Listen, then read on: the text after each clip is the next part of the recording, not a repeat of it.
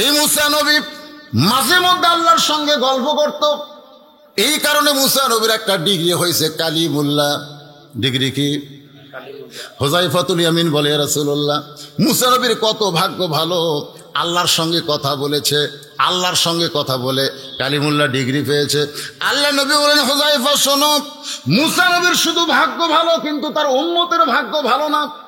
কিন্তু তোমরা শুনে নাও, আমার উম্মতরা যখন আল্লাহর কোরআন পড়বে, এই কোরআন পড়া মানে মুসা নবীর মতোই আল্লাহর সঙ্গে কথা বলবে।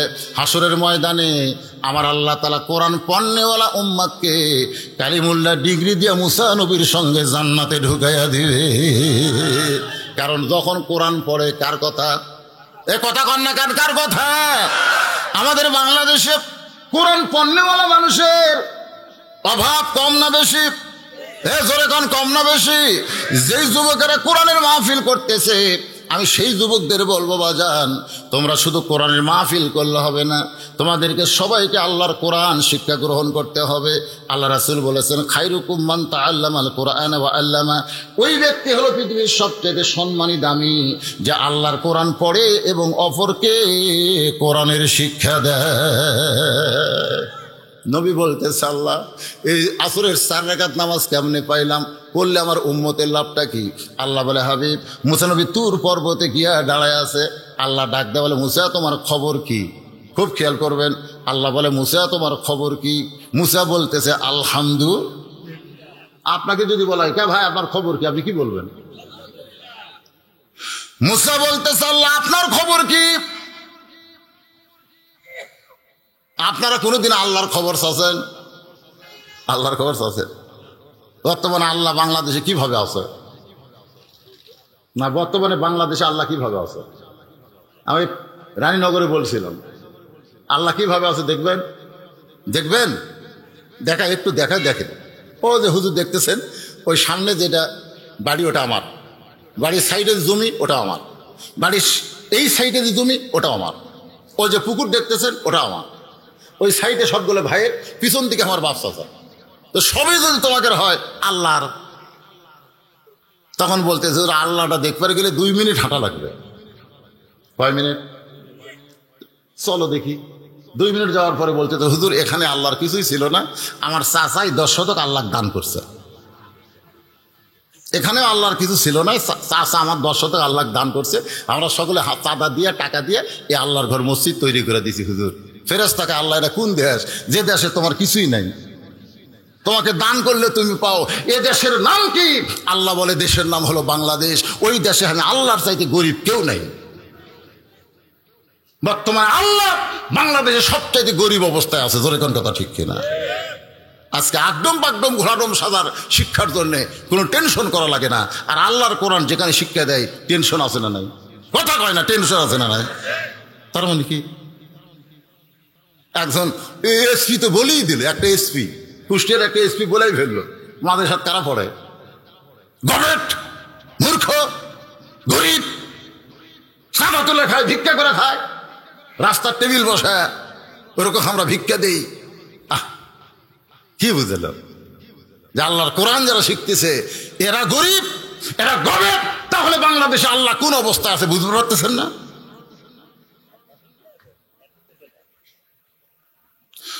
মুসা বলতেছে, আল্লাহ আমার খবর আলহামদুলিল্লাহ, আপনার খবর কি? আপনি কেমন আছেন আল্লাহ, আমার একটু বলেন আল্লাহ, আপনার তো খোঁজ খবর নেওয়ার কেউ নাই। সুবহানাল্লাহ কর। আচ্ছা আপনার বলেন তো, আল্লাহর খোঁজ খবর নেওয়ার কেউ আছে? আছে রে ভাই। দৈনিক ফজর নামাজ পড়ে যখন সূরা মুলুক পড়বে, সুবহানাল্লাহ কর না কেন? ফজর নামাজ পড়ে সূরা মুলুক পড়বেন, তখনই দেখবেন আল্লাহর খোঁজ পাবেন। তাবারাকাল্লাযী বিয়াদিহিল মুলকু ওয়া হুয়া আলা কুল্লি শাইইন কাদির। আল্লাযী পড়বে তো আল্লাহর খোঁজ খবর। আল্লাযী খালাকাল মাউতা ওয়াল হায়াতা লিয়াবলুয়াকুম আইয়ুকুম আহসানু আমালান ওয়া হুয়াল আজিজুল গফুর। প্রতিদিন এশা নামাজের পরে সূরা ইয়াসিন, ফজরের পরে সূরা মুলুক, এশা নামাজের পরে সূরা ইয়াসিন, আর প্রতিদিন কমপক্ষে পোয়া পারা করে কোরআন পড়বেন। কোরআন পড়তে পড়তে আল্লাহর খবর আল্লাহ আপনাকে জানাইয়া দিবে। আল্লাহর খবর কোরআনে আসে না নাই? যেরকম আসে না নাই? মুসা বলতেছে, আল্লাহ আপনি কেমন আছেন? আল্লাহ বলে, মুসা আমি কেমন আছি যদি জানবার চাও, যদি জানবার চাও। মুসা কয়, না জানবো না, দেখবো। শোনাল এখন, একটা হলো জানা, দেখা। দেখাটা হয় চিনার মাধ্যমে, আর চিনা হয় দেখার মাধ্যমে। কথাটা বুঝলেন ভাই? কথাটা খেয়াল করবেন। মুসা বলতেছে, আল্লাহ তুমি কেমন আছো আমি জানবার চাই না, দেখবার চাই। আল্লাহ বললেন, এযাহাব ইলা ফিরাউন ইন্নাহু তাগা। আমি আল্লাহ কেমন আছি যদি দেখবার চাও তাহলে ফেরাউনের কাছে যাও। আচ্ছা, কোথায় আছে আল্লাহ আর ফেরাউন কুটি? তাহলে ফেরাউনের কাছে গেলে আল্লাহ দেখা যাবি। খুব খেয়াল করবেন। এই দেখেন কি বাহিরে গল্প দেয়। কে রে, কে গল্প করে? আর করতেছে নাকি? কুল জাল হক ওয়া যাহাকাল বাতিল ইন্নাল বাতিলা কানা যাহুকা। বিল্লাহি তাকবীর। একটু মনোযোগ দেন। আমি আল্লাহ কেমন আছি যদি দেখবার চাও তাহলে ফেরাউনের দরবারে যাও। ইন্নাহু তাগা। ফেরাউন কিন্তু সীমা লঙ্ঘন করেছে। কোথায় থাকার কথা আর কোথায় উঠছে। এবার মুসা নবী আল্লাহ কেমন আছে দেখবার জন্য ফেরাউনের দরবারে গিয়ে দেখে ফেরাউন জিকির করতেছে। ফেরাউন কি করতেছে? ফেরাউন জিকির করতেছে। জিকিরটার সাইজ কেমন? আমার দয়াল বাবার দরবারেতে কেউ ফিরে না খালি হাতে। কথা কয় না খা। আপনারা বলেন তো এটা কি মুসলমানের জিকির? কারণ তখন দুই কান্দে দুই ফেরেশতা কলম খালি আল্লাহ কয় কলম এরকম তুলিস নামাজ, তুলিস নামাজ, লেখবো না। ফেরেশতাকে আল্লাহ বুঝি না তো, ওরা যে কি কয় আমরা তো বুঝি না, লেখবো কি? আপনারা বলেন তো, না বুঝলে লেখা যাবে। কেরামান পড়েন, কেরামান কাতিবিনা ইয়ালামুনা মা তাফআলুন। আমি দয়াল বাবা যারা কোন তাদেরকে আমি বলবো, ভাই মনে কষ্ট নিয়েন না। আমি ফরিদপুর ওয়াজ করতে গেছি, এই দয়াল বাবার কথা যেই কইছি সব ওদের সাথে খেপে উঠছে।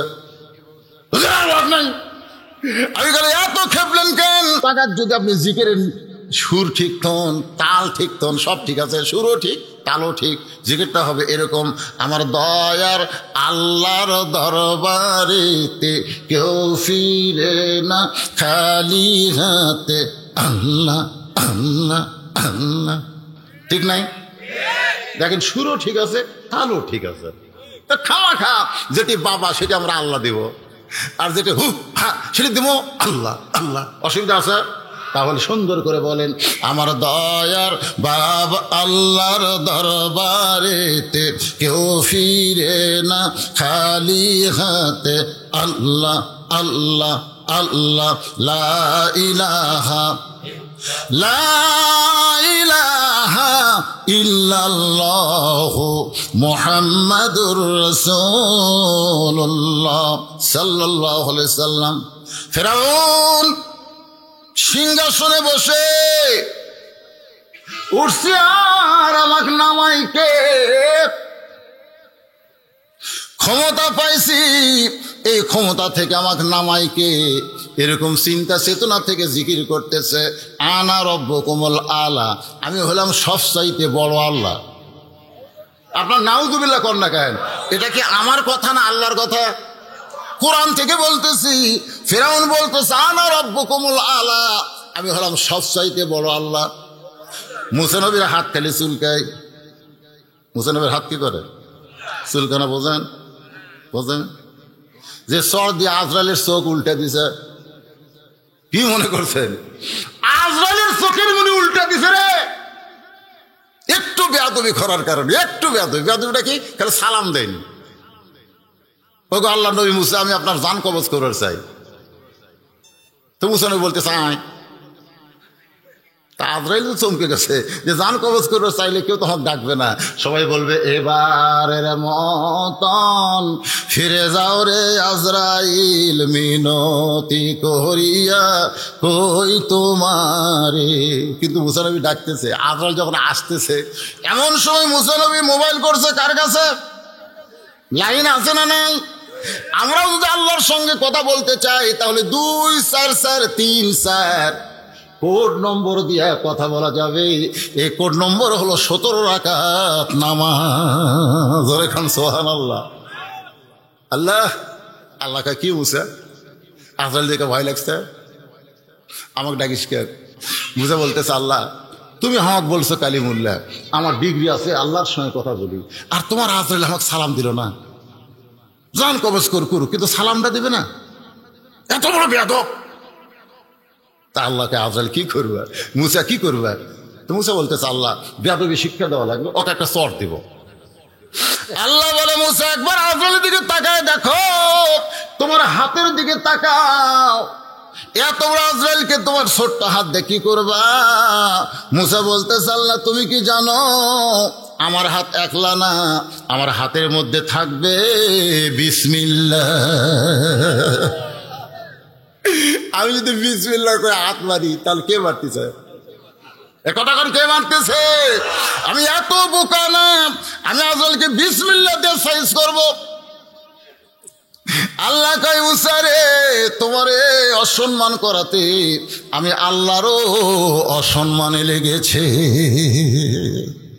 এক চর দিয়া আপনার জান যখন কবজ করবে আসবে তখন দেখতে পাবেন এই চোখটাই উল্টে আছে। কে মারছে? কথা কান্না কেন? কে মারছে? যে মুসা আজরাইলকে চর দেয় চোখের মনে উল্টাবার পরে, সেই মুসার সামনে আল্লাহ বড় আল্লাহর দাবি করতেছে। এখন বলেন মুসার অবস্থাটা কি? খালি হাত চুলকাই। আল্লাহ কয়, মুসা কি করবে? বলে এক চড়ে পায়খানা করাবো। আল্লাহ বলেন, উদউ ইলা সাবিলি রাব্বিকা বিল হিকমা। মুসা রে তোমাকে জিহাদ করার জন্য পাঠাই নাই, তুমি কলেমার দাওয়াত দাও, তুমি তাকে তওবা করাও, এই হিকমতের সঙ্গে দাওয়াতের জন্য তোমারে পাঠাইছি। মারামারি করা যাবে না, এটা জিহাদ না, এটা হলো দাওয়াত। এবার মুসা নবী দাওয়াতের কন্ট্রোল একটু সিস্টেমটা চেঞ্জ করে হিকমতের সঙ্গে বলতেছো, ফেরাউন তুমি যে আল্লাহর দাবি করতেছো, শুধু আল্লাহর দাবি করতেছো না, সবচাইতে বড় আল্লাহর দাবি করতেছো, তুমি কি খাও? কারণ আমি যে আল্লাহর কাছ থেকে আসলাম, সুবহানাল্লাহ কোন, আমি যে আল্লাহর কাছ থেকে আসলাম, সে আল্লাহ হলো ওয়া মিন দাব্বাতিন ফিল আরদি ইল্লা আলাল্লাহি রিজকুহা। পৃথিবীতে এমন কোনো বিচরণশীল প্রাণী নাই যার রিজেকের দায়িত্ব আমার আল্লাহ নেয়নি। ধরে কোন সুবহানাল্লাহ। আবার দেখতেছি আল্লাহ এখানে এসে দেখি তুমি আল্লাহর দাবি করতেছো, তুমি যে আল্লাহর দাবি করো তুমি কি খাও? সাইড থেকে ফেরাউনের প্রধানমন্ত্রী বলতেছে, আমার আল্লাহ খায়। ফেরাউন বলার আগেই ফেরাউনের প্রধানমন্ত্রী হামান, ধরে কোন কি, হামান বলতেছে আমার আল্লাহ খায়। সঙ্গে সঙ্গে মুসা রাগ করে বলে, এ হামান, তুরই কারণে তো ফেরাউন নষ্ট হয়ে গেল। ফেরাউন কিন্তু এত খারাপ ছিল না, গভীর রাত্রে কোমরে গামছা বাঁধে আল্লাহর কাছে কাঁদতো। ধরে কোন কথা ঠিক কিনা? কিন্তু ওই হামানটাই নষ্ট করছে। কারণ হামান জানে ফেরাউনকে যদি আমি নষ্ট না করি তাহলে আমার মন্ত্রিত্ব টিকবে না, ওর মন্ত্রিত্ব টিকানোর জন্যে ভালো মানুষটাকে নষ্ট করেছে। মুসা বলতে, হামান রে তোমার আল্লাহ যদি খায় তাহলে তোমার আল্লাহর বিপদ আছে। কারণ যারা খায়, খাওয়ার মধ্যে কম বেশি হলে বিপদ আছে না নাই? ধরে কোন আছে না নাই? খাওয়ার মধ্যে কম বেশি, আপনি হালাল খাবেন কোনো সমস্যা নাই, কিন্তু হারাম যখনই খাবেন, আপনি যদি সুদ খান, সুদের 1টা টাকা খাইলে নিজের মায়ের সঙ্গে 42 বার জিনা করার গুনাহ হয়। জোরে কার নাউযুবিল্লাহ। খাবার বললি খাওয়া যাবে না, হালালান তাইয়িবান রিজকান। খুব খেয়াল করবেন, আপনি যখন খাবার যাবেন আপনার ক্ষুধাকে 3 ভাগ করা লাগবে। আমি যখন আপনাকে এখানে খাইলাম, 1 গামলা গোস্ত নিয়ে আইছি, কতটি? 1 গামলা। খালি কয় হুজুর কতটুকু নিবেন? আমার মন কিন্তু বলতেছিল 500 টাকা কেজি। বাড়িতে কিনা খাইলে অনেক টাকা লাগে, এখন ফ্রি পাইছি, ইচ্ছা মতো খাই। ইচ্ছা মতো ভাত না খালি গোস্ত খাই, আমার মন বলতেছে খাই খাই খাই, কিন্তু আমার ইমান বলতেছে খা, 3 ভাগ করে খা, খা 3 ভাগ করে খা, 1 ভাগ খা, 1 ভাগ পানি পান কর, আর আল্লাহর জন্য ফাঁকা রাখ, তাহলে তোর চেহারা কোনোদিন দেওয়ানবাগির মতন হবে না। খা, খাওয়ার মতন খা, দেওয়ানবাগির মতন টেপা মাছ হোস না। ধরে কোন কথা ঠিক কি না? বুক আছে টিপা, এটা মানুষ করে। মরদ মানুষের একটা সাইজ নাই, মেয়ে মানুষের 10 মাস পেট বড় হয়, তাই দেখতে কেমন লাগে। মেয়ে মানুষেরা শরমে বাড়ায় না। কি হয়েছে রে? মেয়ে পেটে বাচ্চা হয়েছে, শরম। পেট বড় হচ্ছে, মেয়েকে শরম হচ্ছে। আর কতগুলো মরদের পেট, কিন্তু মরদ মানুষের পেটটা বড় রে। নাভির নিচে খবরদার কাপড় পরবেন না। এই নাভির নিচে কাপড় পরলেও পেট বড় হয়। পুরুষ মানুষের নাভির উপর থেকে টাকনুর উপর পর্যন্ত কাপড় পরা ফরজ। নাভির উপর থেকে টাকনুর, কথা কন না কেন? কথা কবেন না, মনাজাত করে দেব। এটিকে আদায় আছে, এটিকে 12টা বন্ধু আমি চুক্তি দিয়েছি, তো তার কথা না করলে ধন্য তো। নাভির উপর থেকে টাকনুর উপর পর্যন্ত পুরুষের পোশাক পরা লাগবে। নাভি বরাবর যদি আপনি পোশাক পরেন, আপনার ভুঁড়ি সহজে বড় হবে। আর খাওয়ার সময় ক্ষুধাকে 3 ভাগ করবেন। 1 ভাগ খাবেন, খান 1 ভাগ খান, 1 ভাগ পানি পান করেন, 1 ভাগ আল্লাহর জন্য ফাঁকা রাখবেন। কিন্তু ফেরাউন এমন খাওয়া খাইছে, যেরকম মাঝে মধ্যে আমরা বিয়াতে গিয়া খাই। বিয়াতে খাই না? বিয়া দেখবেন 4 জন বন্ধু মিলে এক টেবিল নিয়ে বলছে, 4 জন বন্ধু এক টেবিল। যিনি বাটনেওয়ালা তাকে ডাকতে বলছে যে ভাই আপনি আমাদের বেশি দিবেন, আমরা নষ্ট করব, দরকার নাই গোস্তর গামলা দিয়ে দেন, আমরা নিজে যা লাগবে তাই নিয়ে খাবো, আপনি হয়তো দিবেন, আমাকে থালির মধ্যে মাছের নষ্ট হবে। তখন মনে করছে ঠিকই তো তাই, 1 গামলা গোস্ত দিয়ে গেছে। ওরা 4 জন খালি সমানে গোস্ত খাচ্ছে, ভাত খাচ্ছে না। মেয়ের বাপ খালি সাইড থেকে দেখতেছে আর খালি মোটে মোটে কামড় মারতেছে, শালা কুত্তা খাই রে, কুত্তা খাই রে। তখন একজন দৌড়ে এসে মুখে হাত দিয়ে বলতেছে হোস না, বরের সাথে আছে, বরের সাথে আছে, বরের মুখের দিকে তাকায়া ওদের মাফ করে দে। আজকে কাফেররা যা হয়ে খাচ্ছে, ফেরেশতাকে আল্লাহ যারা তোমার নাফরমানি করে তাদেরকে আমরা ধ্বংস করে দেই। আল্লাহ বলতেছে মুসলমানের দিকে মুখের দিকে তাকায়া আমি আল্লাহ ওদেরকে মাফ করে দিলাম। জোরে কোন সুবহানাল্লাহ। বরের দিকে তাকা, বরের সঙ্গে যাত্রী হয়েছে এই জন্য খাচ্ছে, কোনো চিন্তা করিস না, কি করবি খাক। একসময় দেখা গেল এমন খাওয়া খাইছে, খাবার পরে 250 গ্রাম কিন্তু ঢুকাইছে 500 গ্রাম। এরকম হয় না, ফ্রি খাওয়া যায়। 500 গ্রাম ঢুকাবে, এখন ভিতরের কল কবজাগুলো হজম করতে পারে না। 2-1 ঘন্টা হজম না হলে এখন ধুমা ঢেকুস শুরু হয়েছে। ধুমা ঢেকুস বোঝেন, মুখ দিয়ে দুর্গন্ধ বের হয়। এখন কি খাচ্ছে? টাইগার খাচ্ছে, স্পিরিট খাচ্ছে, জাইমেট খাচ্ছে। এগুলো খাওয়ার পরে এত পাতলা ডেসেন্টি শুরু হয়ে গেছে। একই ব্যক্তির একদিনে যদি 5 বার পাতলা পায়খানা হয়, আপনারা বলেন তো খারাপ ব্যক্তির লাঠি ধরার দরকার হয় কি হয় না? ফেরাউন মনে করেন এরকম পায়খানায় গিয়ে একবারে 5 বার পাতলা পায়খানা। ফেরাউন পায়খানা থেকে বের হবে কিন্তু কাঠ হয়ে পড়ে গেছে। আল্লাহ কাঠ হয়ে পড়ে গেছে। কিছুক্ষণ আগে যে বলেছে আনা রব্বুকুমুল আ'লা, সে আল্লাহ 5 বার পাতলা পায়খানা হয়ে কাঠ হয়ে পায়খানায় পড়ে আছে। ফেরাউন চিল্লায় বলতেছে আমাকে টানিয়ে বার করো। এবার ফেরাউনের সাঙ্গ পাঙ্গ দরজা খুলে দেখে আল্লাহ কাঠ। জোরে কন কে কাঠ? আমি এক হিন্দুকে বলছিলাম ভাই, যাকে তোমরা প্রণাম করলা, যাকে সেজদা করলা, যাকে ভোগ দিলা, আবার দশমীর দিনে তাকে লাত্তায়া লাত্তায়া পানিতে কেন ডুবাইলা? যাকে তোমরা সালাম দিলে, চুমা খেলা, কি করলে, নমস্কার করলে, সেজদা করলে, আবার দশমীর দিনে পানির মধ্যে তাকে লাত্তা লাত্তা ভাঙলা, ব্যাপার কি? আমাকে ধর্ম এইরকমই হুজুর, আমরা এইরকমই, যাক চুমা খাই তাকে লাগতে।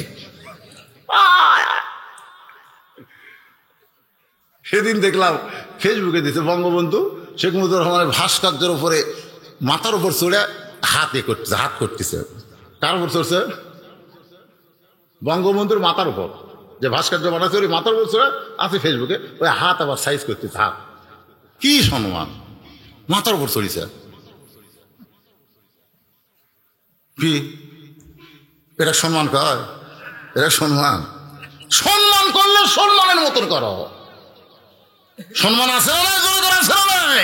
প্রত্যেকটা মাহফিলে যার কণ্ঠে অগ্নিঝরা বক্তব্যে আমরা স্বাধীন বাংলাদেশ পেয়েছি, তার জন্য আমাদের দোয়া করার দরকার আছে না নাই? জোরে কোন আছে না নাই? আমরা দোয়া করি আল্লাহ তার কবর জান্নাত বানাক, খুশি হয়ে যাচ্ছে আমাদের ওপর। খালি বঙ্গবন্ধু কবর থেকে বলতে হুজুর কয়টা আছে বলেই এই শালারা একটাও দোয়া করে না, তো দোয়া পারেই না, করবি কোত্থেকে? যখন দোয়ার অনুষ্ঠান হয় আমাদেরকে হায়ার করে, আসেন হুজুর দোয়া করে দেন। আমি আমার এলাকার 10-15 জায়গার দোয়া করে একই দিনে, ওই যে 15 আগস্ট 10-15 জায়গার দোয়া করবে যাই, সব বসে আছে আমার জন্য। তাহলে 5 মিনিট করে দোয়া করি। ওরা পারে না, দোয়া করবার পারে না।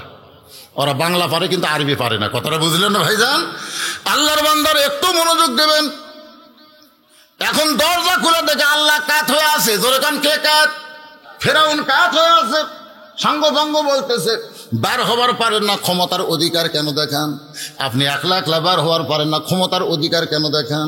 বাজানগো, যেই এই কথা মুসা নবী হিকমতের সাথে কইছে, সঙ্গে সঙ্গে ফেরাউন বলে ধর।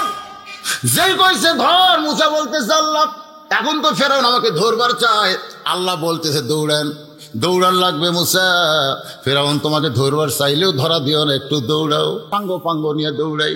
এমন একটা জায়গায় মুসার ব্রেক হয়ে গেছে, চারিদিকে খুব খেয়াল করবেন, 3 দিকে ফেরাউনের সৈন্য সামন্ত ফেরাউন, আর একদিকে হলো সাগর। 3 দিকে ফেরাউন লাঠির সোটা নিয়ে দাঁড়ায় গেছে, একদিকে হলো সাগর। ফেরাউন চিল্লায় বলে, মুসা রে, 3 দিকে আমরা লাঠির সোটা নিয়ে দাঁড়াইছি, এখন পলাবি কোন দিক দিয়া? সামনে সাগর, সামনে সাগর, পলাবি কোন দিক দিয়া? মুসা নবী কোনো দিকে না তাকায়া আল্লাহর দিকে তাকাইছে। হাসবি আল্লাহু পড়েন, হাসবি আল্লাহু নিমাল ওয়াকিল ওয়া নিমাল মাওলা ওয়া নিমান নাসির। সুবহানাল্লাহ কন্যা। আল্লাহ তাআলা ওই সাগরকে রাস্তা বানায় দিয়েছে। ওই সাগর রাস্তা পাওয়ার পরে মুসা নবী তার সঙ্গীদের বলতেছেন, রে সঙ্গীরা, যে আল্লাহ সাগরকে রাস্তা বানায় দিল, সেই সাগরের ভিতরে আমরা আল্লাহর শুকরিয়া তান, আল্লাহকে সেজদা করতে চাই। এক নিয়তে সাগরের তলদেশে মুসা নবী 4 রাকাত নামাজ আদায় করে আল্লাহ ডাক দেব না, হাবিব ওই মুসা নবীর 4 রাকাত নামাজ আমার কাছে এতই ভালো লাগছে, আমি সেদিন থেকে যত্ন করে রাইখে দিয়েছি। আজকে লাইলাতুল মেরাজে এই মুসা নবীর 4 রাকাত নামাজ আমি আপনাকে দিয়ে দিলাম। আপনার উম্মতেরা এই 4 রাকাত নামাজ যখন আদায় করবে আসর হিসাবে, মুসা নবীর সমপরিমাণ সওয়াব আমি আল্লাহ দিয়া দিব। লিল্লাহি তাকবীর। এবার আল্লাহ মাগরিবের 3 রাকাত, খুব খেয়াল করবেন, মাগরিবের 3 রাকাত। এতক্ষণ কিন্তু আমরা খালি জোরের ওয়াজ শুনলাম। ফজর 2 রাকাত হলেও কিন্তু জোর, জোর বোঝেন না? জোহর কি 4 রাকাত কি জোর, জোর বেতন আপনারা বোঝেন না? তাহলে আসর 4 রাকাত আর মাগরিব, যেই মাত্র আল্লাহ বলেছেন হাবিব এই মাগরিবের 3 রাকাত, সঙ্গে সঙ্গে নবী বলতেছেন আল্লাহ ফজর জোর, জোহর জোর, আসর জোর, মাগরিব কেন বেজোর? আল্লাহ বলে হাবিব রে এই 3 রাকাত নামাজ, রাসূল বলতেছেন এই 3 রাকাত নামাজ আদায় করলে আমার উম্মতের লাভটা কি? আল্লাহ বলেন হাবিব আপনার প্রতি যেই কিতাব নাজিল করেছি এই কিতাবের ভিতরে একজন নবীর নাম আছে, সেই নবী ভাই কি গল্প হচ্ছে? আমার কথা কি বুঝতেছেন না? বুঝলেন? শোন, বিরক্ত লাগতেছে? ইয়াকুব নবী বাস করিতেন কেনানে, সবার চাইতে ভালোবাসতেন ইউসুফকে। এ মাগরিবের 3 রাকাত একটা গজল কোন পারবেন না? না পারলে হো করবেন। আমার দাদা ছোটবেলায় দেখছি এরকম পাট দিয়ে দড়ি পাকাতো, তো পাটা দড়ি পাকাতো আর গুনগুন করে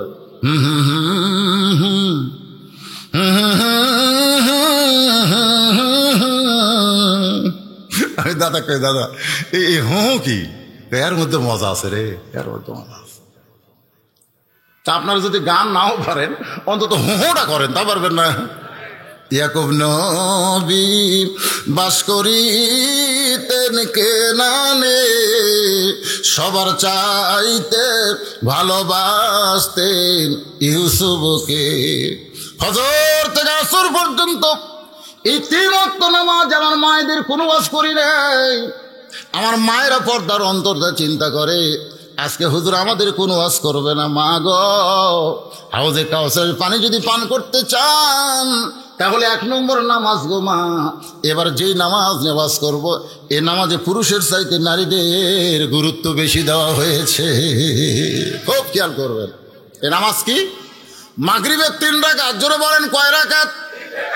আল্লাহ বলে, হাবিব ইয়াকুব নবী 2টা বিয়ে করেছিল। এই কোরআন শরীফ পড়ে দেখেন, বাবা আদম থেকে আমাদের নবী পর্যন্ত সমস্ত নবীদের মধ্যে একজন নবী মাত্র 1টা বিয়ে করছে। একজন নবী মাত্র 1টা। আর একজন নবী বিয়ে করেনি, তবে ভবিষ্যতে এসে বিয়ে করবে। আপনার বলেন তো, যেই নবী বিয়ে করেনি সেটা কে? ধরে কারণ সেই নবীকে ঈসা আলাইহিস সালাম খালি 4র্থ আসমানে মশাল দিয়ে আছে।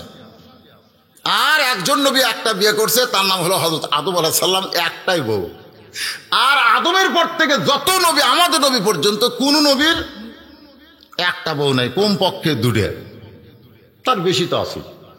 এই জন্য আল্লাহ কোরআনে যেখানে বিয়ার আয়াত নাজিল করছে সেখানে আগে 2-এর কথা বলছে। 2টা করো, 3টা করো, 4টা করো, না পারলে 1টা লিয়েই থাকো। হ্যাঁ, কারণ 2টা করো, কারণ 2টা বইয়ের মধ্যে খুব মজা। যারা 2টা বিয়ে করছে তারা বুঝতে যে কি মজা ব্যক্তিতে মজা ভাই। 1টা যে বেশি মশান মারে, থাক থাক, দৌড়ে এসে আমাদের হ্যাঁ, আর হবে করে 1টা রে। রাগ করলে কোনো দিকে যাওয়ার বুদ্ধি। আল্লাহ এই জন্য 2-এর কথা দিয়ে শুরু করছেন। 2টা বিয়ে করো, 3টা করো, 4টা করো, না পারলে 1টা নিয়ে থাকো। কারণ 2 বউ স্বামী অধিকাংশই মুনাফিক হবে। নাউজুবিল্লাহ। কারণ যখন যে বইয়ের কাছে যাবে তার কাছে মিথ্যা কথা বলা লাগবে। কিন্তু আল্লাহর নবীদের ব্যাপার আলাদা। 9টা বিবি নবীকে বলতেছে, হুজুর আমাদের 9 জনের মধ্যে সবচাইতে বেশি ভালোবাসেন কাকে? এমন একটা প্রশ্ন করছে। নবী চিন্তায় পড়ে গেল, এই 9 জনের মধ্যে কাকে বেশি ভালোবাসি যদি বলি গন্ডগোল শুরু হবে। রাসূল বলেন, আজকে বলবো না, আগামীকাল বলবো। সমস্ত বিবি যখন চলে যায়, গভীর রাত্রে নবী 1 টোপলা খেজুর নিয়ে আয়েশার ঘরের দরজা খুলে দিলেই 2টা খেজুর হাতে দিয়ে বলে, আয়েশা তোমার 2টা খেজুর দিলাম, তুমি জান কাউরে কয়ো না। হাফসার ঘরের দরজায় খুলে দিলেই 2টা খেজুর হাতে দিয়ে বলে, হাফসা তোমার 2টা খেজুর দিলাম, তুমি জান কাউরে কয়ো না। নবী প্রত্যেকটা বিবির দরজায় হাতে 2টা খেজুর দিয়ে বলে, খবরদার কাউরে জান কয়ো না। পরদিন সকালবেলা 9টা বিবি যখন নবীকে ঘিরে ধরে বলে, নবী গো আমাদের 9 জনের মধ্যে কাকে বেশি ভালোবাসেন এখন বলতে হবে। আল্লাহ নবী বললেন, গত রাত্রে যাকে 2টা খেজুর দিছি তাকে সবচাইতে বেশি ভালোবাসি। 9 বউ খুশি। আমরা 1টাকে খুশি তোমার পারিনি, 1টাই না। এখন কি বুঝতেছেন? ইয়াকুব নবী 2টা বিয়ে করছে। মায়েরা শোনেন, একদিন নির্জন ইয়াকুব নবী আল্লাহর কাছে কাঁদতেছে, আল্লাহ আমাকে তুমি 12টা সন্তান দিলে, 2 বইয়ের ভিতর দিয়ে 12টা সন্তান। 1 বইয়ের 2টা সন্তান এত ভালো, আর 1 বইয়ের 10টা সন্তান এত খারাপ। আমি নবী হয়ে জন্ম দিলাম, আমার 2টা সন্তান এত ভালো, বনিয়ামিন আর ইউসুফ, আর বাকি 10টা এত খারাপ হলো কেন? মাবুদ আমি নবী হয়ে জন্ম দিলাম। আল্লাহ ডাকতে বলি, ইয়াকুব সন্তান ভালো মন্দ এখানে বাবার কোনো গুরুত্ব নাই, সন্তান ভালো মন্দ হয় মায়ের কারণে। ঠিক জোরে করলেন না কেন? আরো জোরে কোন ঠিক? কারণ কি? বাবা আনন্দে মাতিয়া সাগরে ভাসাইয়া সেই যে চইলা যায় খবর লয় না। লেন খবর লেন, আনন্দে মাতিয়া সাগরে ভাষায়, বুঝতেছেন না? বাবা আনন্দে মাতিয়া সাগরে ভাসাইয়া সেই যে চইলা যায় খবর লয় না। মাজন ধরিয়া উদারে কতই যতন করে 10 মাস পরে পায় প্রসবের বেদনা। এমন দরদি ভাবে কেউ হবে না আমার মা, মা গো। পেটে বাচ্চা যখন আসে তখনই মায়েদের মাসিক ব্যায়াম বন্ধ হয়ে যায়। আপনি বলেন তো, বাচ্চা যখন হয় না, পেটে আসে না, তখন প্রতি মাসে 3 দিন 5 দিন মাসিক হয়, কিন্তু যখনই পেটে বাচ্চা আসে তখন মাসিক কেন আল্লাহ বন্ধ করে দেয়? ওই রক্তটার বাইরে যায় না, ওই রক্ত দিয়ে আল্লাহ মায়ের সন্তান বানায়। সোনাল্লাহ গণ না কেন? মাজন ধরিয়াই উদরে কতই যতন করে। ইমাম গাজ্জালি বলেছেন, শোনো, মাসিক যখন মেয়েদের হয় তখন নামাজ রোজা কিছুই করা যাবে না, কিন্তু পেটে বাচ্চা আসলে নামাজ রোজা যেন না করা যায় এরকম কোনো অজুহাত মেয়েদের নাই। পেটে বাচ্চার সঙ্গে সঙ্গে সমস্ত ইবাদত করার সুযোগ আল্লাহ মেয়েদেরকে দিয়ে দেয়, তাদের আর কোনো মাসিক নাই। জোরে কোন কি নাই? পেটে বাচ্চা নেয়, ইবাদত করে, সেই ইবাদতের সাথে আপনারা মনে করবেন শুধু মায়ের সম্পর্ক, তা কিন্তু না। ওই ইবাদতের সাথে আল্লাহ বাচ্চারও সম্পর্ক করায়া দেয়। মা যেমন খায়, মা খাইলে সেই খাওয়া বাচ্চার মধ্যে যায় কি যায় না? যেরকম যায় কি যায় না? মা যখন নামাজ পড়ে রুকু থেকে যখন সিজদায় যায়, পেটের মধ্যে বাচ্চা এরকম দোমল খায়। ফেরেশতারা বলে, মাবুদ তোমার বান্দি নামাজ পড়ে, পেটের মধ্যে বাচ্চার কি কষ্ট হয় না?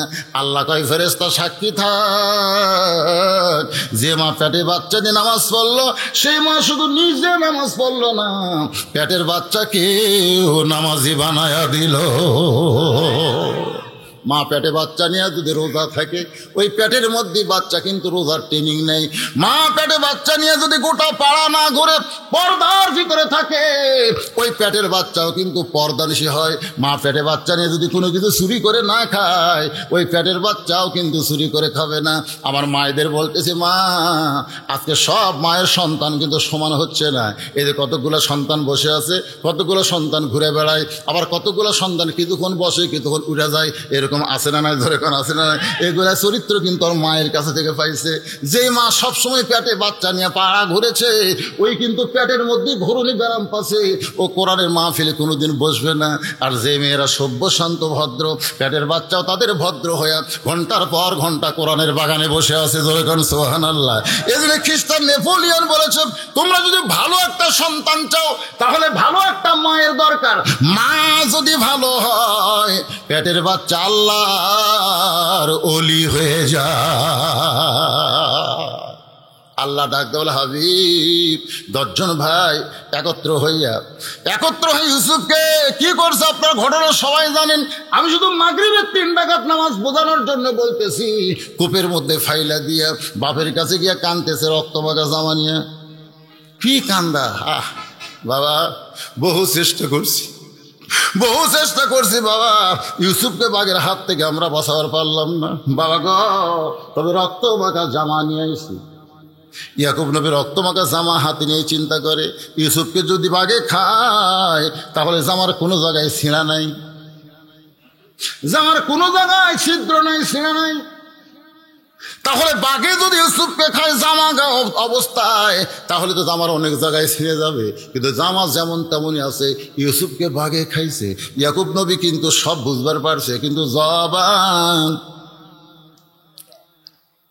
আজকে আমাদের বাংলাদেশ আমরা কিন্তু সব বুঝি, ঠিক? আপনি বোঝেন না?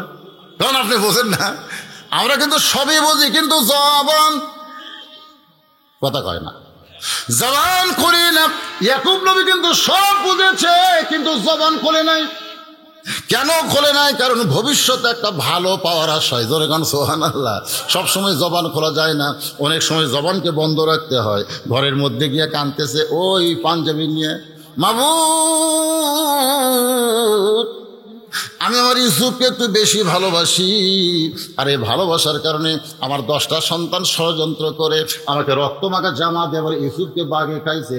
ও মাবুদ আমি বাবা হইয়া দোয়া করি আমার সন্তান যেখানেই থাক না কেন, আল্লাহ তুমি তারে হেফাজত করো। আপনার বলেন তো, বাবা যদি দোয়া করে সে দোয়াকে আল্লাহ ফিরাই দিবে, এটা কোন বাবা? এই বাবা মানে কোন বাবা? কথা কয় না। আগের বাংলাদেশে তো বাবার কোনো অভাব নাই। ওদের একটা বক্তা বাড়াছে, নাম হলো তাহিরি, গিয়াসুদ্দিন তাহিরও শোনেননি, ওর বাবার হিসেব নেই। আমার দয়াল বাবা, কেবলা বাবা, কাল্লা বাবা, ন্যাংটা বাবা, কানা বাবা, খাইলি বাবা। একই মানুষের বাবা, বেশি হওয়া লক্ষণ ভালো। বলবেন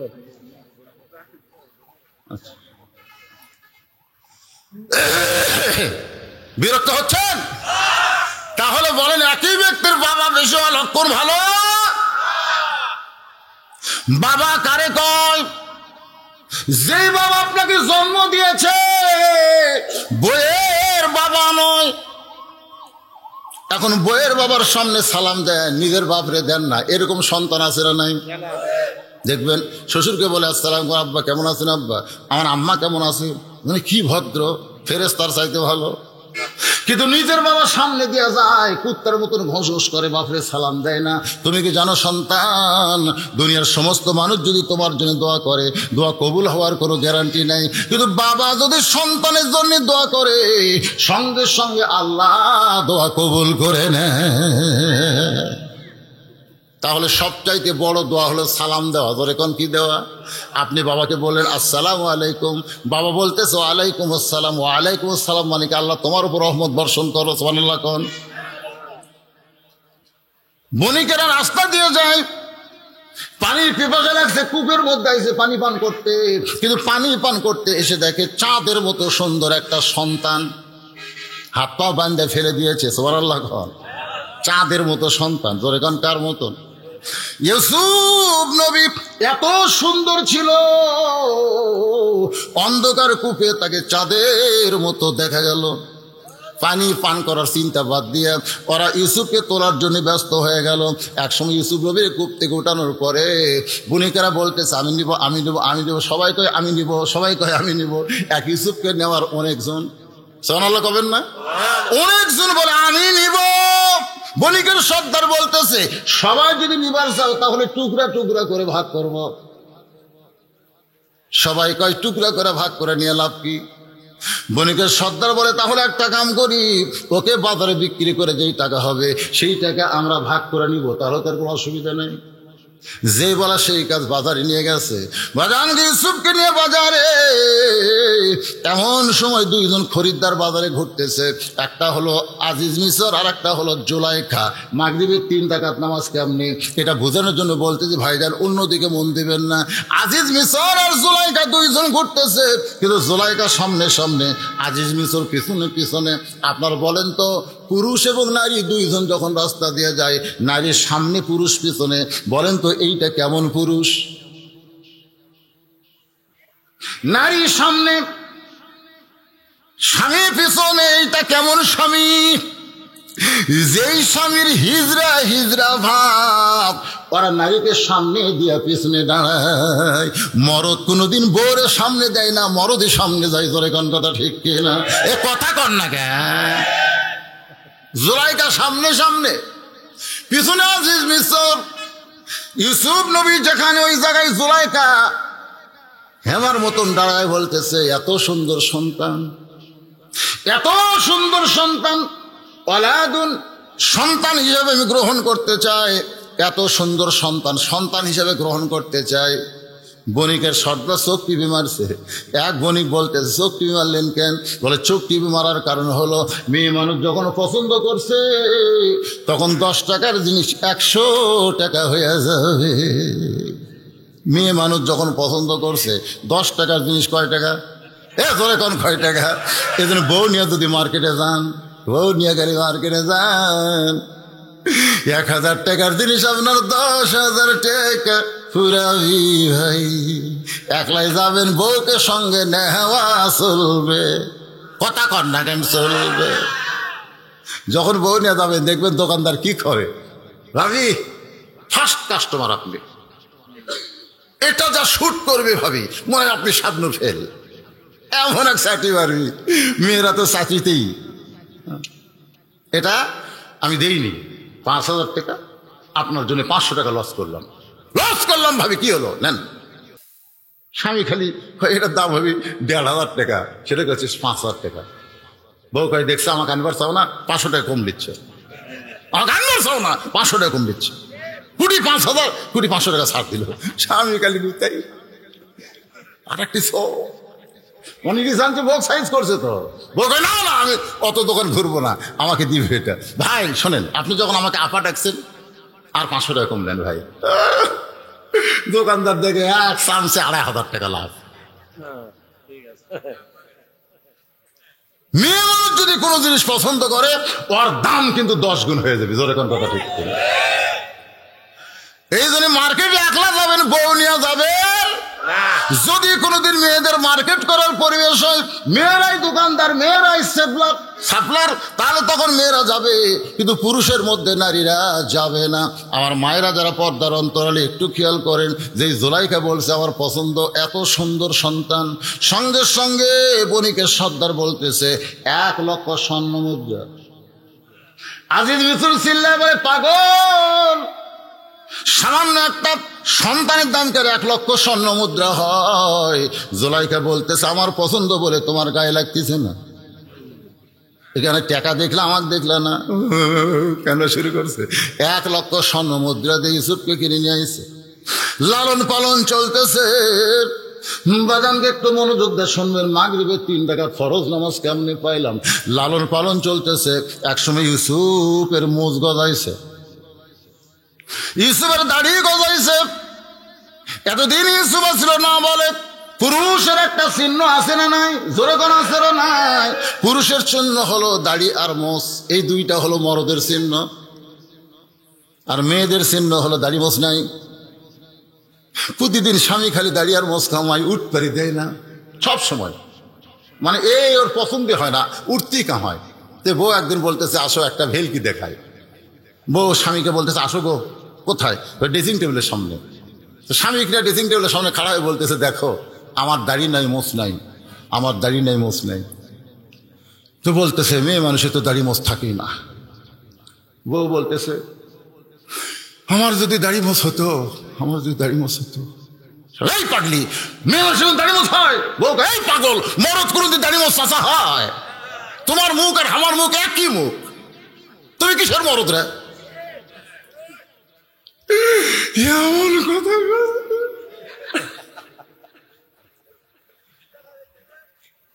দাড়ি মোষ কামানে আলারা। তোমাকে সাইজ আয়নার যা দেখো, মেয়ে মানুষ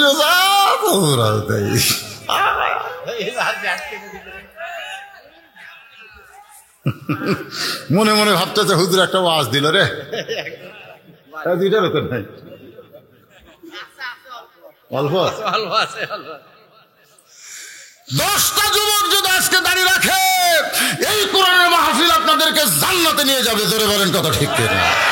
ভাইজান মনে কষ্ট নিয়েন না। যেই দাড়ি মোছ উঠছে সঙ্গে সঙ্গে মিন শাররিল ওয়াসওয়াসিল খান্নাস আল্লাযী ইউওয়াসবিসু ফি সুদুরিন নাস মিনাল জিন্নাতি ওয়ান নাস। জুলাইখার অন্তরের মধ্যে খান্নাস, জোরেগণ কে?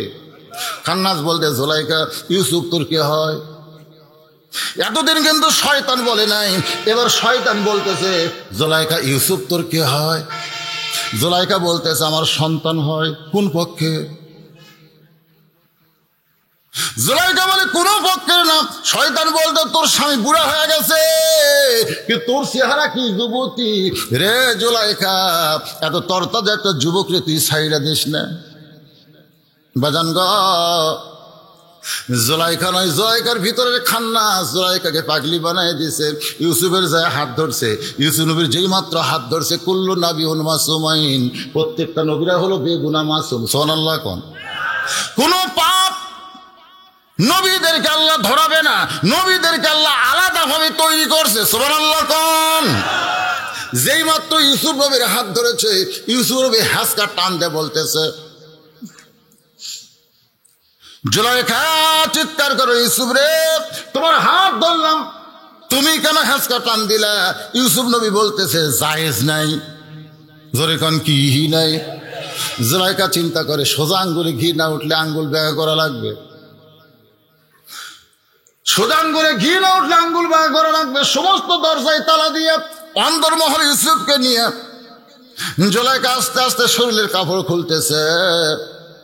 ইউসুফ বলতেছে ইন্নী আখাফুল্লাহ, আমি আল্লাহকে ভয় করি।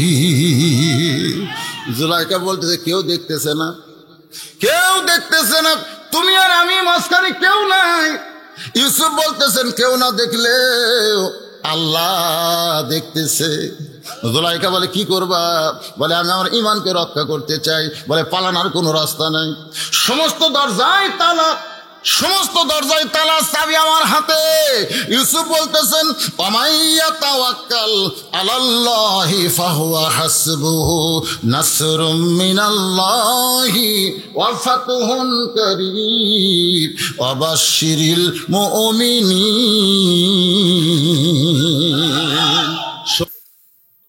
একটা দরজা বাকি, সুবহানাল্লাহ। এর মধ্যে কারণ আছে, সেই কারণের জন্য সব দরজা খুলে গেছে চাবি ছাড়া। একটা দরজা বাকি, ইউসুফ লাইসা থেকে সেই দরজার খোলে না। জুলাইখা সুযোগ পায়, পিছনের কাপড় কামড়ে ধরছে, ইউসুফ যেন পলাবার না পারে। ইউসুফ বলে মাবুদ পাপ থেকে আমাকে হেফাজত করো, আল্লাহ পাপ থেকে বাঁচাও। সঙ্গে সঙ্গে দরজা খুলে দেয়। ইউসুফের ওই মাসে দৌড়। জুলাইখা পিছনের কাপড় কামড়ে ধরেও যখন ইউসুফকে আটকাবার পারলো না, ইউসুফ নবী যখন দৌড় মারছে কার ভয়ে? জোরে কান কার ভয়ে? জুলাইখা কানতে কানতে রাজ দরবারে। মেয়ে মানুষের কান্না বোঝেন, মেয়ে মানুষের কান্না। হঠাৎ আপনার পাও ধরে কানবে, খবরদার। হঠাৎ বউ আপনার পাও ধরে কানবে, আপনি কান্না দেখে বলবেন কি হয়েছে গো, কান্দো কেন? বলে তোমার বুড়া বাপ আমার দুই চোখে দেখবার পারে না, তোমার বুড়ি মা খালি কুটকুট কুটকুট করে। ও গো স্বামী, তোমাকে একটু জান্নাত করবার চাই, কিন্তু এই বুড়া বুড়ির অত্যাচার আমার সম্ভব না। এমন ভাবে কাঁদতেছে, আপনি বলতেছেন রাগ করো না, কান্দো না, দরকার হয় বাপাও ছাড়বো কিন্তু তোমাকে ছাড়বো না। আল্লাহ তাই জাহান্নামে গেলি, দরকার হয় বউ ছাড়বি কিন্তু বাপ মা ছাড়িস না, কারণ বউ ছাড়া দিলে পাওয়া যাবে, কিন্তু বাপ মা মরে গেলে আর কোনোদিন পাবি না। দরকার কি? দরকার বাপ মা ছাড়বো কিন্তু তোমার ছাড়বো না, তোমার ছাড়বো না। এরকম কতগুলো পাটা আছে না ভাই? কিন্তু বইয়ের অভাব পড়ছে, বাংলাদেশে বইয়ের অভাব, কিন্তু বাপ মায়ের অভাব। আমার মায়েরা বোনেরা একটু মনোযোগ দিয়ে শোনেন, যেই কথা বলতেছিলাম এটা হলো মাগরিবের নামাজ। জোরে কোন কোন নামাজ? এই নামাজের পরে আর একটা নামাজ আছে, তার নাম কি? এশার নামাজ। তারপরে কুরবানি। সর্বসাকুল্যে ঘড়ি ধরে আর মাত্র 20টা মিনিট টাইম চাই। ঘড়িতে বাঁচতেছে কেবল 12টা, আর 20টা মিনিট হলে কি অসুবিধা হয় ভাই? হ্যাঁ না, সারা রাত চলবে। এই 5 ওয়াক্ত নামাজের পরে কুরবানি, এই 2টা আমল করলে আমরা পাবো হাউজে। মনে আছে না, ভুলে গেছেন? যেই পানি পান করে জাহান্নামে গেলে জাহান্নামকে আল্লাহ জান্নাত বানাই দিবে, সে হাউজে কাউসার আমাদের দরকার আছে না নাই? এইটা বোঝানোর জন্যই বলতেছি ভাইজান। এখন রাজ দরবারে গিয়ে জুলাইখা যত ধরনের কান্না আছে সব কান্না,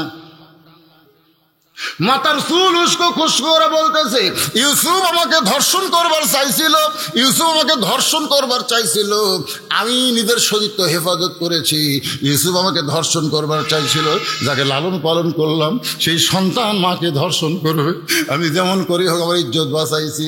এমন করে অভিনয় করে যখন নবীর বিরুদ্ধে ধর্ষণের কথা বলতেছে, আজকে বাংলাদেশের সরকার ধর্ষকের মৃত্যুদণ্ড ঘোষণা করেছে। ধরেখন কথা ঠিক কিনা? আরে অনেক শ্রেণীর অপরাধ, তারপরে ধর্ষকের অপরাধ তার মাথায় দেওয়া হবে। যদি জুলাইখা মার্কা নারী বাংলাদেশে বাইরা যায়, তাই সরকারকে বলবো শুধু ধর্ষকের মৃত্যুদণ্ড নয়, মেয়েদেরকে পর্দার আইন করেন। মেয়েরা যদি পর্দার ভিতরে ভিতরে থাকে, বাংলাদেশের একটা ছেলেও কোনোদিন ধর্ষক হবে না।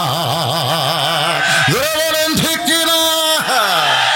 আজকে অনুষ্কা ধর্ষিতা হয়েছে কেন? কি জন্য ধর্ষিতা হলো? এই ধর্ষিতা হতে এখানে পুরুষকে দোষ দিলে হবে না, এখানে নারীদেরও দোষ আছে, আছে না নাই? এই জন্য আল্লাহ বলেছেন অকরনা ফি বুয়ুতিকুন্না ওয়ালা তাবাররাজনা তাবাররুজাল জাহিলিয়াতিল উলা। বাজান একটু খেয়াল করেন, জুলাইখা যখন বিচার চাইছে, উস্কো খুস্কো চুল, তাবড়া থাবড়ো চেহারা, সবাই মনে করছে অবস্থাও খারাপ। বিচারপতির প্রধান বিচারপতি বলতেছে, জুলাইখা আপনি কাঁদবেন না, অবশ্যই ইউসুফের বিচার হবে। কথার সাইজ দেখেন, আপনি হলেন প্রধানমন্ত্রীর বউ, আপনি কাঁদবেন না, অবশ্যই ইউসুফের বিচার হবে। জুলাইখা চলে গেল। আজিজ মিসর মনে মনে চিন্তা করে, ইউসুফকে এতদিন লালন পালন করলাম, সেই ইউসুফ আমার বউকে ধর্ষণ করবে, এটা আমার বিশ্বাসই হয় না। মনে হয় আমার বউয়ের অনেক স্বামী কিন্তু বউ ছেলে দরেখান ছেলেকে চেনে না। আজিজ মিসর ঘরের মধ্যে ঢুইকা দেখে জুলাইখা ড্রেসিং টেবিলের সামনে মুচকি মুচকি হাসতেছে। কিছুক্ষণ আগে যে কান্নার অভিনয় করলো, সে এখন মুচকি মুচকি হাসে। আজিজ মিসর বলে, জুলাইখা ইউসুফ তোমাকে ধর্ষণ করবার চাইছিল, অ্যাটেন্ড টু ধর্ষণ, আজ তুমি বিচার দিয়া, তুমি কান্দে কান্দে বিচার দিয়া ঘরের মধ্যে কেন হাসতেছো? জুলাইখা বলে, মরার স্বামী জানো না আমি কেমন বউ, তুমি কি আমারে চিনো না? আজিজ মিসর বলে, তাহলে তোমাকে তো ধর্ষণ করবার চাইনি, তুমি মিথ্যাকের অভিযোগ করলা। বলে, তাহলে আমি যদি মিথ্যাবাদী হই, জনগণ বলবে আজিজ মিসরের বউ মিথ্যাবাদী, এখন কি করবা তুমি? পরদিন সকালবেলায় ইউসুফ নবীকে নিয়ে যাওয়া হয়েছে। হাজার হাজার জনগণ, লক্ষ লক্ষ জনগণ বিচার দেখতে পাইছে, ফিল্ডে বিচার। প্রধান বিচারপতি আরো বিচারপতিরা বসে আছে। এমন সময় ইউসুফ আসামির মতন দাঁড়িয়ে আছে। যারা দেখতে পাইছে ইউসুফের চেহারার দিকে তাকায় চোখের পানি বের করে বলে, এত সুন্দর মানুষ, এই টুপিওয়ালা মানুষ, দাড়িওয়ালা মানুষ, 50 বছর তাফসীর করার মানুষ কোনোদিন ধর্ষক হতে পারে না। এত সুন্দর মানুষ, যার চেহারা এত সুন্দর, ইউসুফ কেন কেমনে ধর্ষণ করবে? সবাই মনে মনে চিন্তা করে, কিন্তু কি করবে? বিচার চলতেছে। ইউসুফ নবী মাটির দিকে তাকায় গুনগুন করে গান গাইতেছে। কপাল পোড়া ইউসুফ নবী আমি একজনা। আল্লাহ ডাকে, ইউসুফ রে বিচার হবে। সূরাল্লাহ কান, ইন্নাল্লাহা ইয়ামুরুকুম আন তুআদ্দুল আমানাতি ইলা আহলিহা ওয়া ইযা হাকামতুম বাইনান নাস আন তাহকুমু বিল আদল।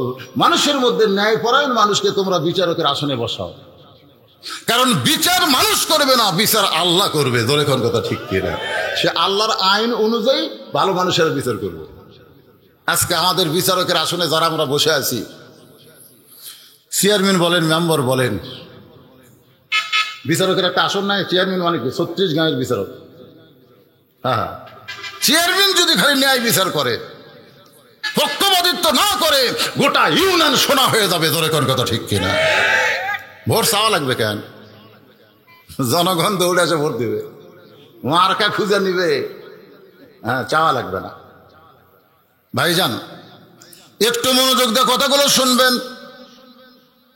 ইউসুফ নিচের দিকে তাকায়া চোখের পানি বের করে কাঁদতেছে।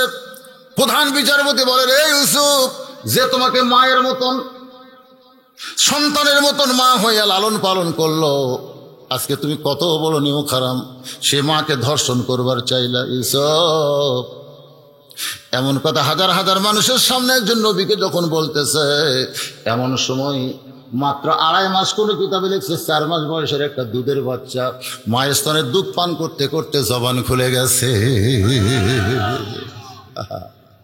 দুধের বাচ্চা চিল্লায় বলে, রে বিচারকেরা, শুধু অভিযোগ শুনে বিচার করলে হবে না, বিচার করতে গেলে তদন্ত করে বিচার করা লাগবে। খালি অভিযোগের উপরে বিচার করা যাবে না, বিচার করতে গেলে তদন্ত করে বিচার করা লাগবে। সমস্ত বিচারক চিল্লে বলে, কে কথা কয় রে, কে কথা কয় রে, দেখা যায় না। এমন সময় মা বিচারকের সামনে গিয়ে বলতে, আমার সন্তান মাত্র 4 মাস বয়স, দুধ পান করে, সেই সন্তান কথা বলে। মাকে সবার উপরে নিয়ে আসা হলো, উঁচু স্থানে সন্তান কোল থেকে বলতেছে, রে বিচারকেরা, তোমরা তদন্ত করে দেখো, ইউসুফের জামার সামনে যদি ছিঁড়ে যায় তাহলে ইউসুফ দোষী হবে। কারণ ইউসুফ জুলাইখাকে ইজ্জত নষ্ট করবার চাইছিল, আর জুলাইখা ইজ্জত বাঁচানোর জন্য ইউসুফের জামার সামনে ছিঁড়ে দিবে। কারণ কেউ যদি কোনো মেয়েকে ধরে, সে মেয়ে যদি বাঁচবার চায় তাহলে সামনের জামা ছিঁড়ে ফানাফাট হয়ে যাবে।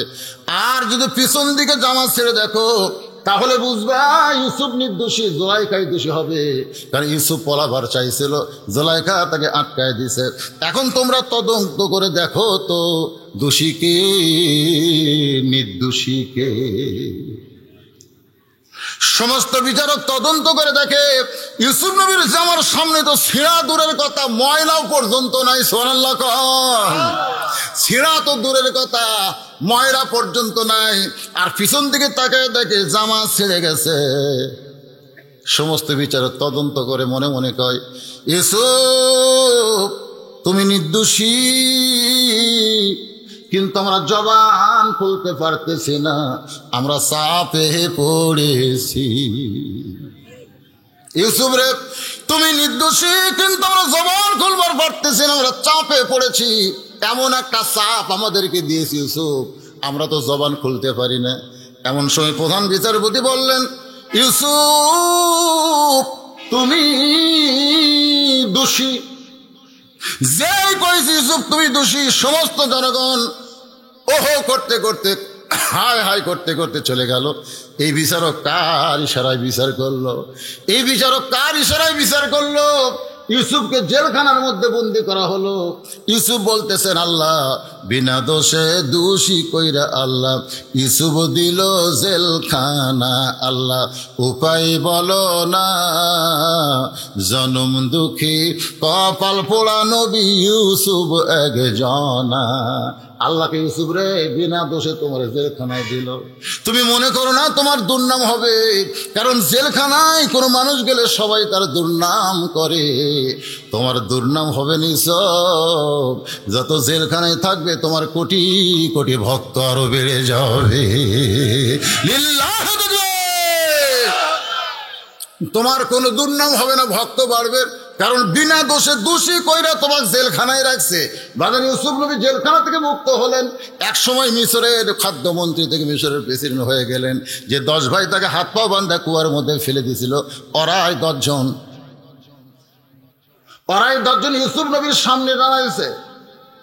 ওগো মহামান্য রাষ্ট্রপতি, প্রধানমন্ত্রী, আমাদের দিকে তাকান, আমরা বড় অসহায়। আমাদের বাড়ি হলো কেনান দেশে, আমাদের বাবা ইয়াকুব নবী, আমরা খুব অভাবের মধ্যে আছি। মেহেরবানি করে একটু খাদ্যের ব্যবস্থা করবেন, আমাদেরকে একটু সাহায্য করবেন।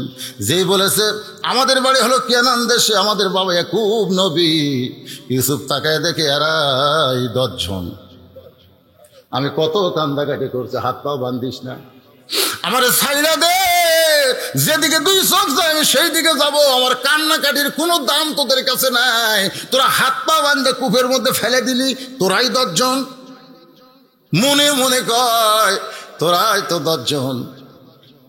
মন বলতেছে লাগা লাগা, তোকে কুয়ার মধ্যে ফাইলা দিয়েছে লাগা। ইমান বলতেছে 42 বছর যখন চলে গেছে, খামাকার লাগে লাভ কি হবে? চলা কর না কেন, এত বছর পর আবার কেন লাগালাগির দরকার নাই। বাজান রে, ওদেরকে তো সাহায্য দিল এক সময়। বহু ঘটনা আমি বলবো। মাগরিবের 3 রাকাত ইউসুফ নবীর সঙ্গে ইয়াকুব নবীর দেখা হচ্ছে, একটু খেয়াল করবেন। এত বছর পর দেখা হচ্ছে, যখন বাপের সামনে সন্তান আসতেছে, ইয়াকুব নবী 2 কানা হাত বাড়ায় ডাক দেয়, ইউসুফ, এভাবে ডাক দিবে।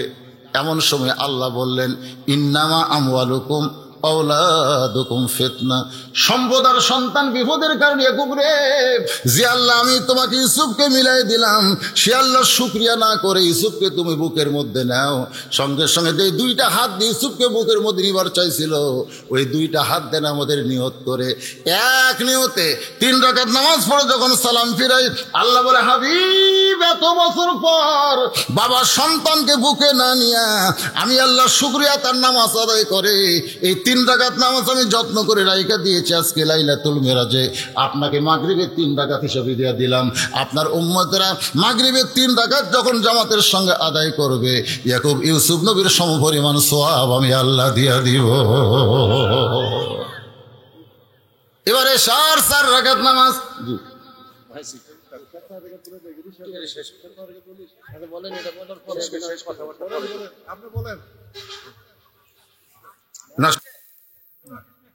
আপনারা যে কয়েকজন লোক দেখতেছেন, ভাই তো চেয়ারম্যানটা হবে, এই ভাই কার হবে? লা ইলাহা ইল্লাল্লাহ, লা ইলাহা ইল্লাল্লাহ, লা ইলাহা ইল্লাল্লাহ, লা ইলাহা, লা ইলাহা ইল্লাল্লাহ মুহাম্মাদুর রাসূলুল্লাহ সাল্লাল্লাহু আলাইহি সাল্লাম। এখনো 4র্থ আসমানে যেই নবীরা অবস্থান করতেছে তার নাম কি? আরো জোরে কর, নাম কি? ঈসা আলাইহিস সালাম। আপনারা জানেন ঈসা নবীকে হত্যা করার জন্য ইহুদিরা ঈসা নবীর বাড়ির চারিধারে ঘেরাও করেছিল। এই ঘটনা কিন্তু মুসলমান জানলেও খ্রিস্টানরা জানে না, যার কারণে ঈসা নবীকে তারা মৃত্যু মনে করে। শুনুন, 4 রাকাত নামাজ কেমনে পাইলাম? চারিদিকে যখন ইহুদি সৈন্যরা, ইহুদি মাস্তানের ঈসা নবীর বাড়ি ঘেরাও করেছে, ঈসা কান্দার বলে মাবুদ, যেভাবে অস্ত্র শস্ত্র নিয়ে আমার বাড়ি ঘেরাও করলো, আমি দরজা খুলে বের হলি ওরা আমাকে হত্যা করবে। আল্লাহ আমার উপায় কি? আল্লাহ বলে ঈসা কানবেন না, আপনার উপায় হলো ওরা চারিদিকে পাহারা দিবে, আর আপনি ঘরের ছাদ করে ফাঁকা করে আমি আপনাকে 4র্থ আসমানে উঠাইয়া নিব। চারিদিকে ওরা পাহারা দিতে দিতে এক সময় বিরক্ত হয়ে গেছে, এতক্ষণ দরজা পাহারা দেওয়া যায় না, দরজা ভাঙ্গো। ইহুদি বীরেরা কিন্তু সবাই বাহিরে, সবচাইতে বড় বীর দরজা ভাঙ্গা ঘরের মধ্যে ঢুকছে। কোথায় ঢুকছে? ঘরের মধ্যে ঢুকে বলে ঈসা কোথায় গেলি? বের হ, বের হ। লুকাইছে আমাদের ভয়ে, কোথায় লুকাইলি? বের হ। এ কথা যেই বলতেছে, সঙ্গে সঙ্গে আমার আল্লাহ তাআলা ঈসা নবীর চেহারা ওই বীরকে দিয়া দিছে। সুবহানাল্লাহ, জোরে কর। অবিকল চেহারা, গোটা ঘর ঘুরে এসে বলতেছে এত খোঁজাখুঁজি করলাম, ঈসা নাই, ঈসা নাই। তখন বাহিরে যারা তার, এই ঈসা নাই তো তুই কে রে? তুই তো ঈসা, মার। এই কয়ে মার শুরু হয়ে গেছে। আসলে ঈসা নবী কিন্তু মরে নাই, মরছে ঈসারকে ড্যামি, ড্যামি বোঝেন, ডুপ্লিকেট, ওইটা মরছে। আজও খ্রিস্টানরা ভুল পথে আছে, ঈসা কিন্তু মরে নাই। আমার আল্লাহ তাআলা তাকে 4র্থ আসমানে রাইখা দিছে। 4র্থ আসমানে ঈসা নবীকে যখন থাকার জায়গা দেওয়া হলো, ঈসা বলতেছে আল্লাহ দুনিয়াতে মানুষ মরার জন্য যায়, কিন্তু আমার তো মৃত্যু হলো না। এখান থেকে একটা কথা আমাদের বিশ্বাস করা লাগবে, দুনিয়াতে মানুষ কিসের জন্য যায়? বাঁচার জন্য না মরার জন্য? কত বড় সত্য কথা! দুনিয়াতে মানুষ মরার জন্য যায়। তাহলে আমরা দুনিয়াতে এসেছি বাঁচার জন্য না মরার জন্যে? জোরে কান, বাঁচার জন্য না মরার জন্যে? তাহলে একটা বিশ্বাস যদি আমাদের অন্তরে থাকে আমরা মরার জন্য এসেছি, তাহলে আমরা দুনিয়াতে কারো অন্যায় করতে পারবো না। আল্লাহ বলেছেন লা তামুতুন্না ইল্লা ওয়া আনতুম মুসলিমুন, তোমরা মুসলমান না হয়ে মরো না। বাজান গো, আল্লাহ ডাক দিল ঈসা অবশ্যই তোমার মৃত্যু হবে। ঈসা বলতেছে আল্লাহ কোথায় মৃত্যু হবে? 4র্থ আসমানে। আল্লাহ কয় ঈসা রে তোমার মৃত্যু হবে দুনিয়ায়, তোমার মৃত্যু হবে দুনিয়ায়। ঈসা বলতেছে আল্লাহ 4র্থ আসমান নিয়ে আসলেন, আবার কবে দুনিয়াতে পাঠাবেন? আল্লাহ বলে ঈসা তোমাকে আবার দুনিয়াতে পাঠানো হবে। ঈসা বলতেছে আল্লাহ নবী করে। আল্লাহ কয় নবী করে আর তোমাকে পাঠানো হবে না, এমন একজন নবী দুনিয়াতে যাবে, ওই নবী যাওয়ার পরে যদি কোনো নবীও যায় তাকে তার উম্মত হওয়া লাগবে। ঈসা বলতেছে আল্লাহ সেই নবীর নাম কি? আল্লাহ বলে মুহাম্মদ রাসূলুল্লাহ। সঙ্গে সঙ্গে ঈসা নবী এক নিয়তে 4 রাকাত শুকরিয়া তার নামাজ পড়ে বলে মাবুদ নবী করে দুনিয়াতে পাঠাইছেন, এত খুশি আমি হতে পারি নাই, কিন্তু শেষ নবীর উম্মত করে পাঠাইছেন বলে আমি আপনার শুকরিয়া তান 4 রাকাত নামাজ আদায় করলাম। আল্লাহ ডাক বলে হাবিব ওই ঈসা নবীর 4 রাকাত নামাজ আমি আল্লাহ যত্ন করে রাইখা দিয়েছি। আজকে লাইলাতুল মিরাজে আপনার উম্মতের জন্য এশার 4 রাকাত হিসাবে আপনাকে দিয়ে দিলাম। আপনার উম্মতেরা এশার 4 রাকাত ফরজ নামাজ যখন জামাতের সঙ্গে আদায় করবে ঈসা নবীর সমপরিমাণ সওয়াব আমি আল্লাহ দিয়া দিব। নবী বললেন আল্লাহ 5 ওয়াক্ত নামাজের এত পুরস্কার যদি আমার উম্মতেরা জানতে পারে, আমি নবী বলতেছি এরা যদি আমার উম্মত হয় জীবনে একটা ওয়াক্ত নামাজ জীবন যাবে কিন্তু বাদ দিবে না। আজকে নামাজের ওয়াজ শোনার পরে রে যুবকেরা কোন নামাজ বাদ দিবা? কথা কয় না, কোনটা বাদ দিবা? একটা নামাজ বাদ দেওয়ার কোনো সুযোগ লা সালাত আলা ইমাম, যার নামাজ নাই তার কোনো ঈমান নাই। আমি যুবকদের বলতেছি বাজান তোমাদের কাজের প্রশংসা করা লাগে, কারণ তোমরা যুবক মানুষ গান বাজনা অনুষ্ঠান না করে কোরআনের বাগান লাগাইছো। তোমাদের আরো প্রশংসা হবে, তোমরা প্রত্যেক বছর এমন করে একটা মাহফিল করবে, অসুবিধা নাই, কিন্তু তোমাদের জন্য 5 ওয়াক্ত নামাজ দরকার আছে না নাই? যুবকেরা এখানে আছে, যে সমস্ত যুবক মাহফিল করতেছিল এরা কি আছে বাবা? দেখে একটু দাঁড়াও তো, সোনার চানেরা একটু দাঁড়াও। এ একটাই এ হলে আলহাজি। আচ্ছা কত যুবক বাবা আলহাজ? কত যুবক? 21 জন।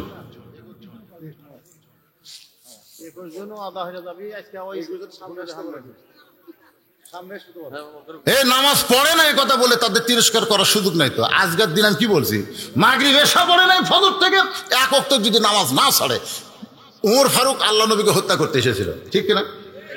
আল্লাহ রাসূল বলেছেন উমর যেদিন ঈমান গ্রহণ করেছে উমর আমাকে হত্যা করতে এসেছিল, এই কথা যেন একবার আর না কও। নামাজ পড়েনি আজ থেকে পড়বে সে কথা আমরা বলতেছি, কি কন?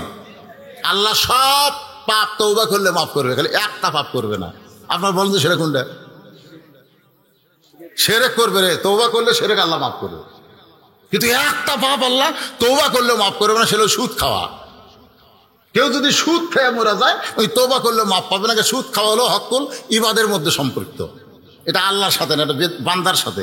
যার কাছ থেকে সুদের টাকা নিয়েছেন তা দেওয়া পর্যন্ত ও যদি মাফ না করে আল্লাহ মাফ করবে না। তো যে গুনাহ করলে তওবা করলে মাফ করে না সেটা হকুল ইবাদ। তো ছেলেরা নামাজ পড়ে না, তোর সুদ খায় না, কি সুদ খায়? খায় না তো। এদের জন্য পাইকারে আর একটা দোয়া করা দরকার। যুবকেরা আসে না কেন? হ্যাঁ এই যে আমার চেয়ারম্যান সব বলতে তো কুরবানি, নামাজের ওয়াজ হলো এখন কুরবানি। অনেক গরিবেরা ভাবছে যে হুজুর বাবা যুবকেরা তোমরা একটু সামনে আসো। অনেক শোনেন আমার কথা দিয়ে খেয়াল করেন, আপনারাই চিন্তা করেন যে নামাজ তো সকলেই, তাই না? কিন্তু কুরবানি তো সকলে নয়। অথচ 2টা আমল না করলে হাউদে কাউসারের পানি পাবে না। তাহলে গরিবরা নামাজ পড়বে, কুরবানি কেমনে দিবে? এই কুরবানি মানে ওই গরু খাসি দুম্বা কুরবানি নয়। এই কুরবানিটা কি একটু খেয়াল করেন। উম্মে ফজল হোসেন রাদিয়াল্লাহু হওয়ার পরে, ভাইরে আপনারা শুনতেছেন না? শুনবেন না? উম্মে ফজল রাসূলের ফুফি, রাসূলের ফুফু আম্মা যখন হোসেন রাদিয়াল্লাহু জন্ম নিল, এমন সময় হোসেনকে কালো চাদর দিয়ে মুড়ে আল্লাহর নবীর কাছে নিয়ে গেল। আল্লাহর নবীর কাছে নিয়ে গেছে, আল্লাহর নবী উম্মে ফজলের হাত থেকে হোসেনকে নিয়ে এত কান্না কানতেছে। সাহাবীরা বলেন ইয়া রাসূলুল্লাহ আপনার নাতি আপনার কোলে আইছে, আপনি কান্দেন কেন? আল্লাহ রাসূল আসমানের দিকে হোসেনকে উঠাইলেন, এভাবে তুলে বলেন আল্লাহ এই গোশতের টুকরাকে তুমি কুরবানি হিসাবে কবুল করো। সুবহানাল্লাহ। সাহাবীরা বললেন হুজুর এই বাচ্চাকে আপনি কুরবানি কেন করলেন? আল্লাহ নবী বললেন এই কুরবানি গরু কুরবানি দুম্বা কুরবানি নয়, এই কুরবানি হলো আল্লাহর জন্য। যারা নিজের জীবনকে কুরবানি করবে, নামাজ আদায় করবে, এই 2টা আমলের মাধ্যমে হাউজে কাউসারের পানি আল্লাহ তাদের পান করাবে। আল্লাহ পাক আমাদের কবুল করুন। ছেলেরা সব এসে গেছে। বাবা তোমাদের ব্যাপারে একটা রিপোর্ট হচ্ছে, নামাজ নাকি ঠিক মতো হয় না।